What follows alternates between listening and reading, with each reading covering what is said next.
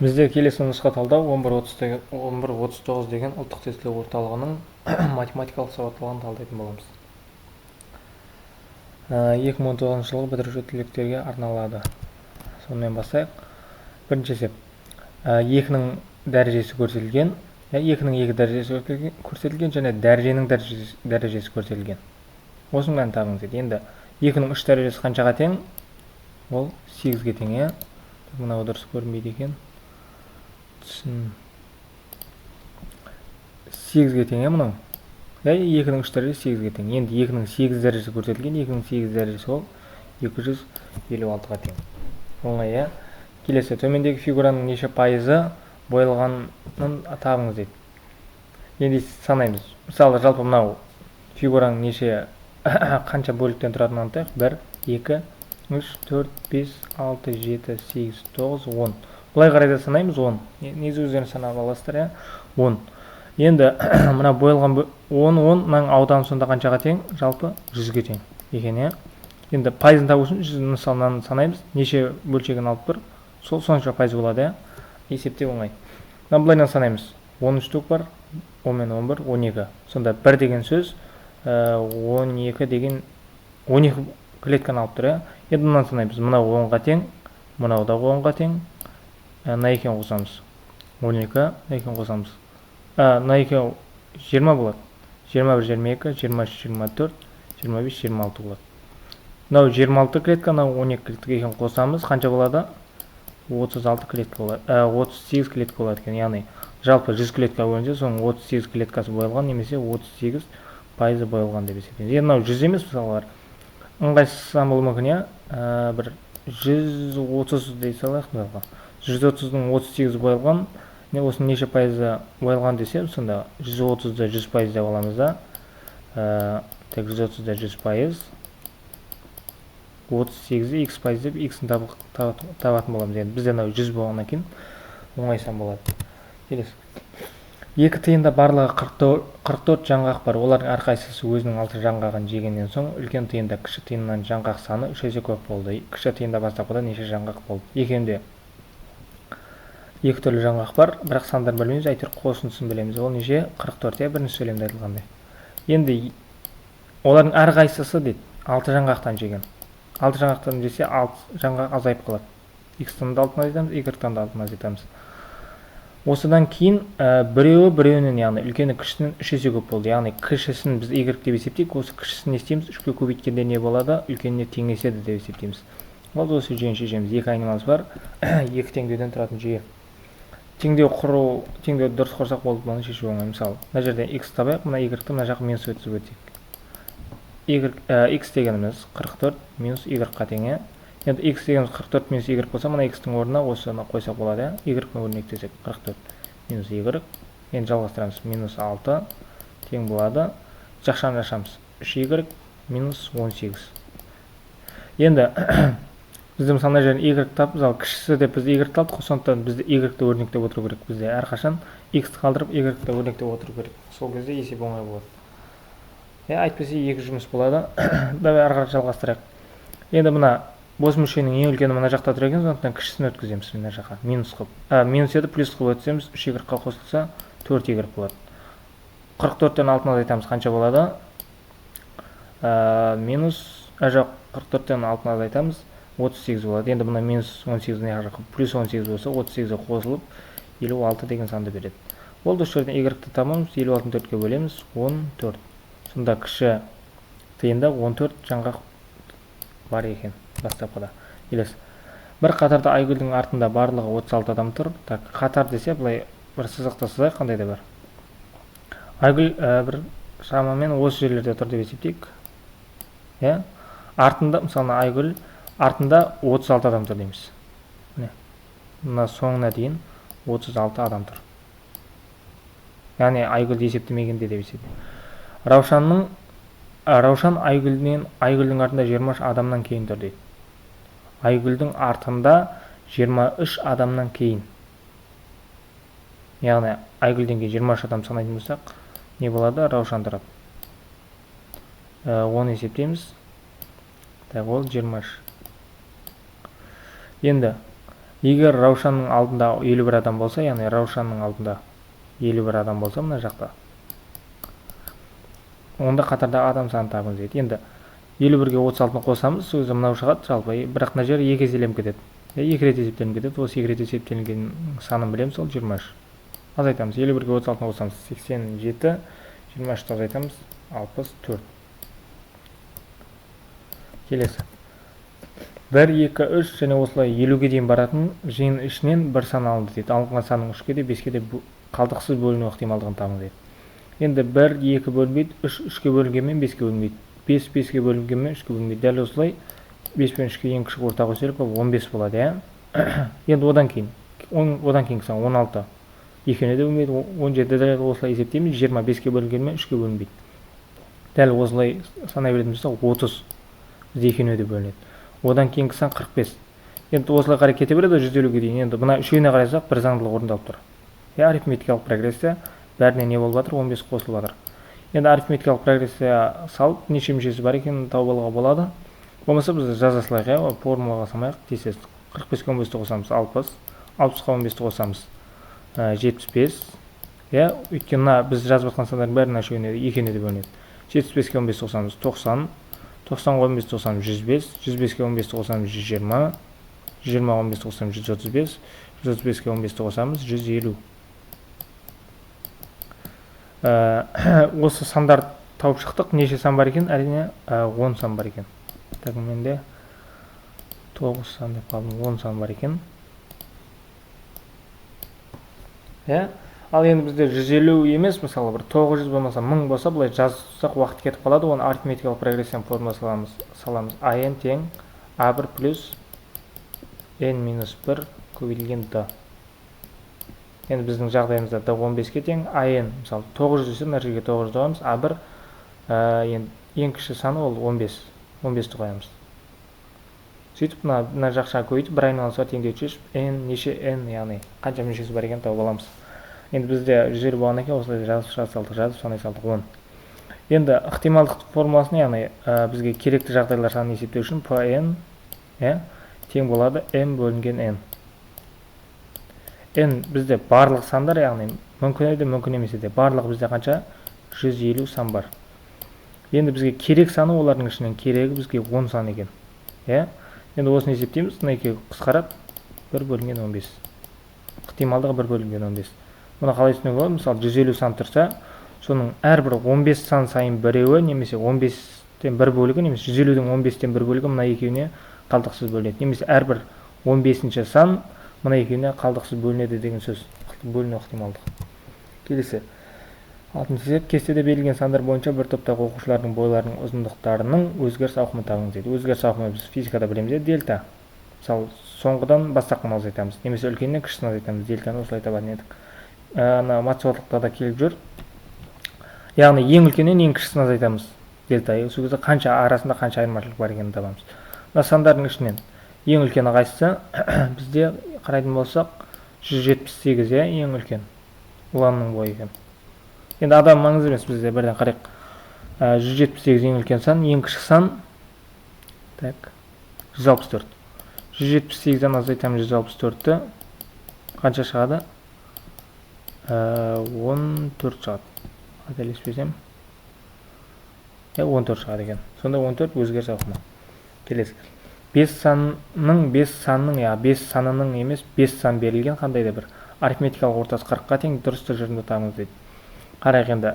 5 санның арифметикалық ортасын табу үшін біз не істейміз? 5 түрлі санды қосамыз. Мысалы, A плюс V плюс S немесе. Білмейміз қандай сан, әйтеуір қосындысын S деп ала салайық. Жалпы қосындысы 5 түрлі сан бар, 5-ен қосқанда қосындысы S деп айта салайық.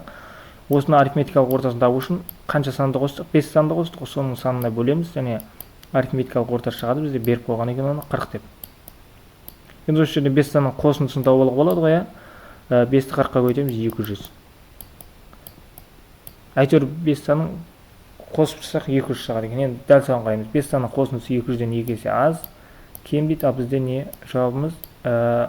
Яғни С 200-ге тең деген сөз. Оңай есеп. Келесі, 20-дан аспайтын кез келген натурал санның 5-ке еселік болу ықтималдығын табыңыз дейді. 20-ға дейінгі, яғни 20-дан аспайтын деген сөз 20-ға дейінгі сандар. 5-ке еселік болу саны. 5-ке еселік дегеніміз 5-ке бөлінетін сандар. Ең кіші 5-ке бөлінетін сан ол 5, иә? 5-ке бөлеміз 1. Қалдықсыз бөлінеді. Енді 10 одан кейін 15, одан кейін 20, иә? 4 сан бар екен. Бізде керекті сандар саны 4-еу. Ықтималдығын тапсыз жаңа формула бізге керек сандар. N бөлінгеннен бізге 5-ке бөлінетін сандар, яғни керек сандарға 4-еу, ал жалпы барлығы керегі де керек емесіне бәрінің қосындысы 20. Осыны бөлеміз 1 бөлінген 5.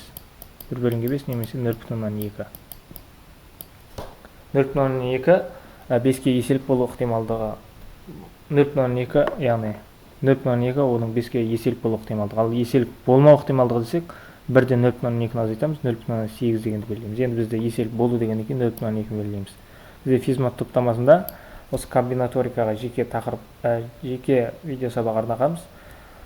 Шамамен 30 минуттан асады. Жеке тек осы комбинаторикалық есептерді шығаратын ықтималдықтар тақырыбына. Егер сол тақырыпты қарап шықсаңыз, бұл есептерді шемішке шашағатын боласыз. Келесі 9-шы есеп. Келесі x тең y минус 2, келесі сандарды салыстырыңыз дейді. X дегеніміз y-тен 2-ні азайтқанға тең екен. Енді x дегеніміз y минус 2-ге тең болса мына жерде. Иә, мына x-тің орнына y минус 2-ні қойсақ болады, иә. Оған істелінген плюс 6. Бізде y-пен салыстыру үшін минус 2 плюс 6 неше береді? X плюс 4-ті береді. Сода мына бағанымыз x плюс 4-ке тең екен, мына да x плюс 4-ке тең. Екі баған өзара тең деген тұжырым дұрыс. Осы қандай да бір сан береді. Мысалға, мынаны 4 десек, x-іміз y-іміз неше 6-ға тең, е? 6-тан 2-ні айтқанда 4-ке тең болады екен. X-тің орнына 4 қойдық, y-тің орнына 6 қойдық. Мынарға 4-ті қойсақ 10, мынарға 6-ны қоямыз y-тің орнына, ол да 10-ға тең. Дәл осылай мән беріп шығарсақ та, немесе осылай өрнектеп шығарсақ та болады. Келесі 10-шы есеп. Барлық бағандардың және қатарлардың қосындысы a плюс v плюс c плюс d, яғни осы белгісіз сандардың қосындысын табыңыз дейді. Барлық бағандар және қатарлардың қосындылары тең мына неде, бұндай шаршыны сиқырлы шаршылар деп айтады, бағандарынан да қатарларынан да қосындысы тең болатын. Бізде бағандар мынау, қатарлар мынау. Енді бір қатардың қосындысы берілген, бәрі осыған тең болу керек. 6 плюс 5 11, 19 қоссақ 20. Сонда қалайынан қоссақ та бізде 20 шығып отыру керек екен. Мысалы d-ны табайық. 9 плюс 4 қанша? 13. 20 шығу үшін d-ның орнына 7-ні қояды екенбіз. 4 плюс 9 ол да 13-ке тең. 20 шығу үшін былайынан да 7-ні қоямыз c-ның орнына, бұның орнына 5 плюс 9 14. Бұның орнына 6-ны қоямыз 20 шығу үшін. 7 плюс 6 13. 20 шығу үшін тағы 7-ні қойды екенбіз. Енді 3 7-ні қоссақ 21, оған 6-ны қосамыз 27. Келесі. 4 қауынды 2-2-ден өлшегенде массалары 11, 9, 13, 14, 18, 16 килограмм болды. Барлық қауындардың массасын табыңыз дейді. 2-2-ден өлшегенде, яғни 2-2-ден теріп өлшегенде мысалға A қауын болсын, V, S, D деген қауындар болсын мысалы. Осылай бір өлшеген, мысалы, мына екеуін қосып бір өлшегенде 11 болды, S-дан өлшегенде 9 болды.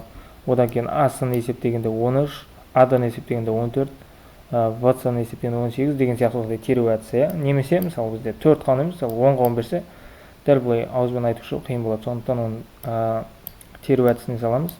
4-те 2, 2-2-ден теру болады. Яғни 4 санның ішінен 2-ні неше рет 2-2-ден неше жұп жасауға болады деген сөз. Ол 4 факториал бөлінген. Мынаны қоямыз 2 факториал. Одан көбейту 4-тен 2-ні азайтып, оған сыртына факториал қоямыз. 4-тен 2-ні азайтсақ 2, соны көбейтеміз 2 факториал. 4 факториал 1-ден 4-ке дейінгі натурал сандардың көбейтіндісі. Жал факториалдың екенін білетін шығармыз. 4 факториал 24-ке тең екен. 2 факториал 2-ке тең. Мынау да 2-ке тең, 2-ні көтек 4. 24 4-ке бөлеміз 6. Яғни 6 әдіс бар. Бізде қанша әдіс көрсетілген? 6 әдіс көрсетілгені дұрыс. Бұл тек түсіндіру үшін енді. Жалпы білетін адамсы бұны жазбайды. Бұл қажет жоқ, тек мынаны сөйлемді түсінбей қалмасын деген. Енді бізде 4-інің әрқайсының массасын білмейміз, сондықтан айнымалы енгіземіз. 4 қауын болса 4 айнымалы енгіземіз. X плюс Y 11. Тағы бір 2 айнымалы енгізсек, Z плюс H тең болады 9. Дәл осылай мысалы X пен Z-ті қосайық, X плюс Z қанша? 13 деп есептейік. x плюс h келесі 14. x плюс h енді y плюс z. y плюс z 18, y плюс h 16. y плюс h 16-ға тең. Вот осы жүйені шеше саламыз, е. 6 теңдеу берілген, бізде 4 айнымал бар. 4 айнымалысы бар теңдеуді ең кемінде 4 теңдеумен шығаруға болады. Яғни бізде 4-еумен де шығаруға болады, неке байланбай-ақ. Ол бізде 6-ау берілген, тіпті оңай деген сөз, е. Енді біріншіден өрнектеміз, y-ті мына жаққа жіберейік, 11 минус y болсын, x тең 11 минус y. Енді келесі мына жерге қояйық. Екінші теңдеу қоя. x-тің орнына 11 минус y-ті қоямыз, плюс z. Қанша болады? Тең 13 деп көрсетілген енді. Мына екені орнына ауыстырайық. Дәл осы тұрған жерінде ауыстырсақ, минус y плюс z немесе z минус y деп айтсақ болады. Таңбалар ешқандай өзгеріс жасаған жоқ, себебі теңдіктің арғы немесе бергі бетіне өткен жоқ. Просто орындар ауысты тұрған жерінде. Плюс 11 мына жаққа минус 11 өтсе, 13-дан азайтылып 2 болады. Ал енді бізде z пен y-ге байланысты тағы бір формуланы жаңа жазғанбыз, теңдеу. y плюс z деп. Тең болады 18. Енді мына жерде түсінікті болу үшін мен тағы да бір орындарын ауыстырайын. Z плюс y немесе y плюс z деп ауыстырсақ та болады, дәл осылай ауыстырдық. Мысалы, 2-ге 3-ті қоссақ 5, 3-ге 5-ті қоссақ, 3-ге 2-ні қоссақ та 5, дәл сол сияқты. Енді мына жүйені шешеміз, осы екі айналы бар, екі теңдеу, осы жүйені шешеміз. Бізде алмастыру әдісімен шешсек болады, дәл мынандай. Немесе қосу әдісі оңай біздің жағдайда, екеуін қоссақ. Қосу әдісінде әр мүшелерді жеке-жеке қосамыз. 2z минус y плюс y қанша? 0-ге тең болып кетеді. 2-ге 18 қоссам 20. Z-ті тапсақ неше болады? 22 бөлеміз 10.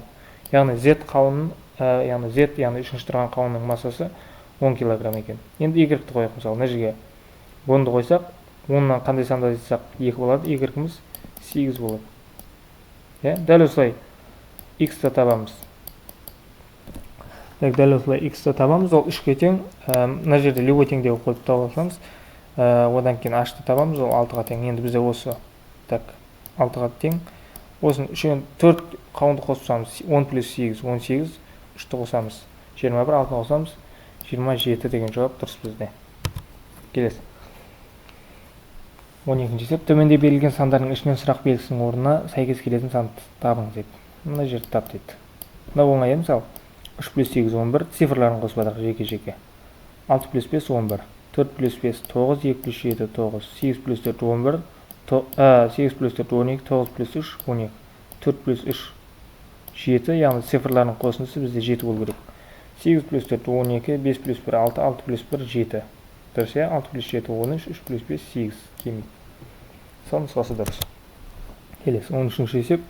Егер x квадрат минус 10 тең 0 теңдеуінің түбірлері абсцисса өсіндегі кесіндінің ұштарындағы нүктелерінің мәндері болса, онда осы нүктелердің арасында неше бүтін сан бар екенін табыңыз дейді. Яғни қандай да бір осындай теңдеу берілген, және оның түбірлерін тауып алайық бірінші. Мына жерге дейін түбірлері дейді, белгіленген. X квадрат минус 10 тең 0 деген теңдеу. X квадрат тапсақ, мына минус 10 мына жаққа плюс 10 болып кетеді. Енді мынау x 10 қандай санның квадраты ол? Плюс минус түбір астында 10-ның квадраты. Дұрыс қой, минус түбір астында 10-ды квадраттасақ та плюс 10 шығады. Минус квадратсақ плюс болады, түбір асты 10-ның квадраты 10. Немесе просто түбір асты 10-ның өзін квадратсақ та 10 шығады. Сол себепті плюс минус деп аламыз. Енді бұны арқылы жіктеп шығарайық, плюс минус 10-нан жоқтап шығарамыз. 10-ға дейінгі ең үлкен сан, мысалы 9. 9 деген 3-тің квадраты, 4-тің квадраты 10-нан асып кетеді 16. Сонда 4 пен 3-тің арасында саным, сонда 3 бүтін, мысалға 3 бүтіннен 3, немесе 3 бүтін қандай да бір сандар. Қос нүкте қосылық, бір нүктелі. 3 бүтін қандай да бір сандар. Плюс және минус бар. Енді осылар абсцисса өсі дейді. Абсцисса өсі бізде не ол? X өсі. Немесе просто санақ жүйесінде деп айтса да болады. Кесіндісінің ұштарындағы нүктелердің мәндері дейді. Ұштары екі ұшы бар қандай да бір.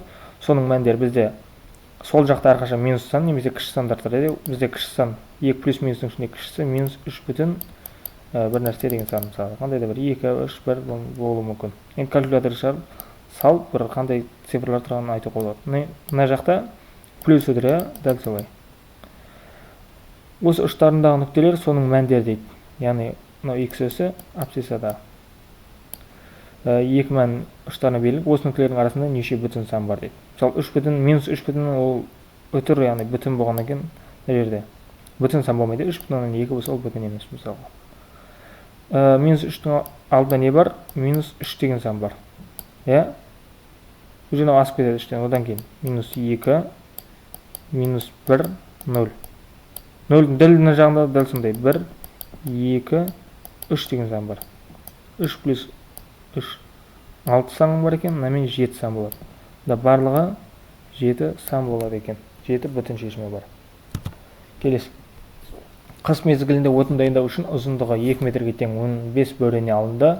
Әрбір бөренені ұзындығы 25 сантиметрге тең бөліктерге бөлу керек. Отын дайындау үшін барлық бөренені неше рет кесу керек дейді. Бірінші 2 метр бөренені неше рет кесу керек екенін тауып алайық. Мысалы, бір 2 метр бөрене немесе 200 сантиметр деп айтайық. 200-дің жартысы 100, иә, сонда мынау аралық 100-ге тең. Болмаса 200 сантиметр 25-ке бөлеміз, 8 бөлік. Енді бір нәрсені 8 рет кессек, ол бұл кезде 9 бөлік болып кетеді. Енді зерттейік. 1,25, 2,25, 50 болды ғой. 1,20, 75, одан кейін 100. Сонда, мысалы, бір метрлік ағашты 4 бөлікке бөлу үшін біз 3 рет кеседі екенбіз. 2 метр ағашты, яғни 200 сантиметрді 25 сантиметрден 8 бөлікке бөлу үшін 7 рет кесеміз. Немесе қойып шықса болады. Мынау 100-ге тең, мынау да 100-ге тең, осының да арасында біз 3 бөлік қоямыз. Сонда неше бөлік? 1 бөлік, 2 бөлік, 3, 4, 5, 6, 7, 8. 8 бөлік бар. Енді арасында біз кескен бөліктер, кескен жерлеріміз. 1 рет кесеміз, яғни ең шеті оны кеспейміз. 1 рет кесеміз, 2, 3, 4, 5, 6, 7. Яғни бір ағашты 7 рет кессек, бізде 8 бөлікке бөлінеді екен. 25 сантиметрден. Бір ағашты 7 рет кесеміз, 15 ағашты неше рет кесеміз? 105 рет кесеміз. 7-ге 15-ге өйтеміз. Келесі. Тіктөртбұрыштардың аудандары бірдей, фигураның боялған бөліктерінің ауданы 6 сантиметр квадрат. Қалған бөлігінің ауданын табыңыз дейді. Енді мынау боялған бөлік 2 ғой, 6 болса, мынау нешеге тең? 3 сантиметр квадратқа тең. Мынау да соған 3-ге тең. Енді бізде қанша не берілген? Шаршы. 1, 2, 3, 4, 5, 6, 7, 8. Жалпы 8 шаршы берілген, әрқайсының ауданы 3 болса, не істейміз? 8-ге 3-ті көйтеміз, жалпы 24. Енді бізде жалпы мынаның ауданы 24, ал боялған бөліктің ауданы қанша? 6-ға тең. Осы 24-тен 6-ны азайтамыз, бізде шығады 18. Яғни қалған бөлігі деген сөз мына бөліктер. Түсінікті ғой? А нұсқасында тұр. Мысалы, мына жерде 1,24 берілуі мүмкін, ол қате болып қалады. Сөйлемді дұрыс беру керек. Дұрыс түсіну керек. Суретте С нүктесі дейді мынау. Үлкен шеңбердің С нүктесі, центрі С нүктесінде үлкен шеңбер берілген, центрлер В және Д нүктелер болатын жарты шеңберлер берілген. Мына жарты шеңбер толықтырсақ мынандай болады. Мынау да дәл солай. Примерно мен дұрыс сөз мен осындай болды деп есептейік. Түсінікті болу үшін жарты шеңбер дегеніміз осы.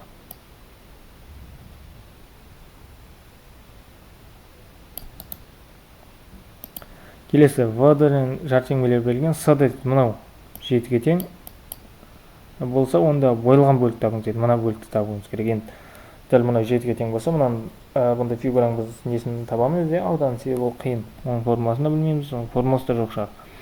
Енді бұл оңай, мынау екі жарты шеңбер қандай? Бір-біріне тең. Сонда мынаны алып, мына жерге қойсақ.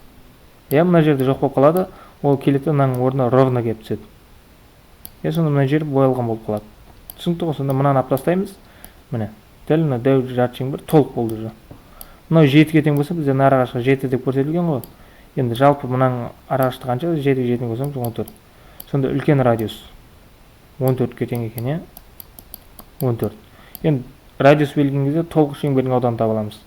Толық шеңбердің ауданы πr квадрат. Π r квадрат. Енді біздің жағдайда жартысы берілген екен, осыны 2-ге бөлеміз. 14 квадрат еміз 144. 144 2 72. Пи-ді 3 деп алды екен, 72-ні 3-ге көйтеміз. 294 шығар екен. Келесі. Қалтада 7 ақ, 3 қызыл түсті асықтар бар. Қалтадан кездейсоқ алынған асықтың ақ түсті болу ықтималдығын табыңыз дейді. Енді бізде тура жаңа формула, бізге керек сандарды бөлеміз керек. Бізде барлық қанша түс бар, барлық қанша асық бар? 7-ге 3 10. Бізге керек асықтар саны ақтар екен, ақтың саны 7 екен. бұны ары қарай бөлмейміз, 10 бөлінген 7 с нұсқасында тұр екен. Келесі, шарлар тізбесін дайындау үшін көк, сары, қызыл, жасыл және күлгін түсті 5 шар әкелінді. Осы шарларын қатарластырып тізілген тізбені неше нұсқада дайындауға болады дейді. Бұл дегеніміз, яғни мысалы жаңа айттым мен алдыңғы есепте, мысалы 5 шар берілдік. А, В, В, С, Д, Е деген бір 5 шар берілді. Дәл осылай бір түзуге болады. Немесе В-ны алдына шығарып, дәл осыны В-ны А екен орнына ауыстырып, С, Д, Е деп бір жасауға болады. Немесе В, А деп қойып, мұна С мен Д-ның орнына ауыстырып, С мен Д-ның орнына ауыстырып, мұна Д-ның орнына С-ны енді осылай жасауға болады. Дәл осылай өте көп, яғни осындай нәрсені табу үшін, яғни 5 шар әкелінді, олардың орнына ауыстырып, неше рет жасауға болады деген нәрсені біз мынандай 5 факториал деген амалды қолданып шығарамыз. 5 факториал, 5-ке дейінгі 1 мен 5-тің аралығында сандардың көбейтіндісі 1 көбейту 2. Дәл солай. Көбейтеміз, 120 шығады екен. 120 В нұсқасында. Жалпы комбинаторика сабағында осы факториал не амал екендігі жақсы түсіндірілген. Келесі. Кесте бойынша x пен y арасындағы тәуелділік формуласын табыңыз дейді. Тәуелділік формуласы, яғни жағдай қандай да бір теңдеу құрып тұр, x пен y бір-біріне қатысты бір-бірі табылады. Сол формуланы табыңыз дейді. Енді x-қа -2 бергенде 4 шығады екен, 0 бергенде 0, 2 бергенде 4, дәл осылай. Енді бізде қарайтын болсақ 4 берсек 16, 6 берсек 36, яғни ешқандай өзгеріс жоқ, тек квадратталып отыр. X-тің бәрін не істейміз? Квадраттасақ y шығып отыр. X-ті квадраттаймыз, y шығып отыр. 0, 0. Мысалы, мына жерге -2-ні қоямыз 4, 12-ні қосамыз 6 болып кетеді, бізде y шықпайды. Сонда мына қарайтын болсақ тек квадратталып тұр, ол v нұсқасында тұр, иә? Қалғандар келмейді. Немесе бұндай квадратталмауы мүмкін, мысалы 4-те 12 болса, мына қойып шығамыз, мысалы 0 қойсақ 0 плюс 2 болады, y-іміз 2-ге тең болады. Значит, а келмейді, 0-ді квадраттаймыз 0, y-іміз 0-ге тең. Дұрыс, v келеді деп осылай есептейміз. Келесі. 20-шы есеп. Суретте стрелка түріндегі симметриялық фигураның 4 төбелерінің бірі берілген шаршының центрде орналасқан болса, онда оның ауданын табыңыз дейді. Мұндағы шаршының ауданы 72 см квадрат. Мынау жалпы шаршының ауданы 72 болса, жалпы шаршының ауданы 72 болса,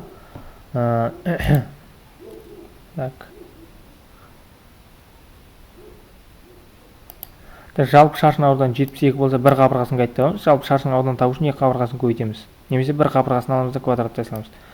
Шаршының бір қабырғасын табу үшін оның ауданы түбірасын ала саламыз, 72. 72 деген сан нақты түбірден шықпайды, оны жіктеп шығарамыз. 72 дегеніміз 36 көбейту 2, 36-тан 6 шығады, 2 түбірдің астында қалып қояды. Сонда шаршының бір қабырғасы 6 түбірасы 2-ге тең. Сонда мына қабырғасы, енді бір қабырғасын белгілей салайық, мынау 6 түбірасында 2-ге тең екен. Енді мынау не істеп тұр? Шаршының теңдей 2-ге бөліп тұр, ол 3 түбірасында 2 болады. Немесе белгілеп шығарсақ болады. Мысалы, А нүктесі В, С, Д нүктесіне К, А-ны табу үшін В-ны 2-ге бөлеміз, В-ны деп дәл осы шығаруға болады. Енді бізде тест болғаннан кейін ондай шығару жолы талап етпейді, бірден ауызбен шығарып кете береміз. 3 түбірасында 2. Мына аралық бізде нешеге тең екен? 3 түбірасында 2-ге тең. Енді мына фигураңды біз ауданды табатын формуланы білмейміз. Не істейміз? Мына айналасында фигуралардың ауданын тауып, жалпы шаршының ауданын азайтамыз да, мынаны шығара саламыз. Енді мынау 3 аудан бар бізде. Үшеуін тауып, мынадан азайта саламыз. Үшеуін қосып, мынадан азайтамыз. Енді мына екеуі бірдей. 6 түбірас тікбұрыш үшбұрышын, тікбұрыш үшбұрышының 2 катеті берілген кезде аудан қайтып табамыз. 2 катетін көбейтіп 2-ге бөлеміз. 3 түбірасты 2-ні көбейтеміз, 6 түбірасында 2-ге бөлеміз 2-ге. Енді түбірас текке түбірас тек көбейтсе 2 шығады, ол мына 2-мен қысқарып кетеді, 3-ке 6-ны көбейтеміз, 18. Мынау 18 болса, мынау да нешеге тең? Мынау да 18-ге тең екен. Мынаны табайық. Енді бұл жерде мынау жалпы диагональ деп алып, оның жартысы деп, 2 катет 6 түбірас тегі, мынау 6 түбірас тегін 6 түбірас тек болса диагональ 12-ге тең, мынау соның жартысы 6-ға тең деп шығаруға болады. Енді бізде бір оңай әдіс бар, тағы бір формуласы 3 бұрыштың ауданы табады. Тең белгілі 3 бұрыш. Табаны берілген 6 түбірас тең 2. Енді осы мына төбеден биіктік түсірейік. Биіктік түсіреміз. Ол биіктік неге тең? Жалпы мына қабырғаның табан қабырғаның жартысына тең. Табан қабырғада 6 бір астек, оның жартысы 3 бір астек. Сонда мынаның биіктігі 3 бір астек. Үшбұрыштың мына теңбелі үшбұрыштың ауданын табамыз, ол 1 бөлінген 2 көбейту биіктігін көбейтеміз. 3 бір астында 2 көбейту 6 бір астында 2. Бұл да дәл жаңағындай, иә, мына екеуін көбейту 2-ге бөлеміз, мына екеуін көбейту 2-ге бөлеміз. 18 шығады. Иә, қысқартамыз 3, 3-ке 3-ті көбейтеміз. 9 бір астек 2-ден 2 шығады, мына екеуін көбейтсек 18. 18 мынаның да ауданы 18. Айналасында бос жердің бәрінікі 18 екен. Сонда 3-ке 18-ді көбейтеміз, боялмаған бөліктің ауданын табамыз. Қанша? 54. Енді 72-ден 54 азайтамыз. Қанша шығады? 18 шығады екен. Так, 18. 18 бізде А нұсқасында тұр екен. Осымен бүгінгі сабақ аяқталды. Егер жақсы түсіндірген тәсілім ұнап жатса, лайк басып, каналға тіркелуді ұмытпаңыз.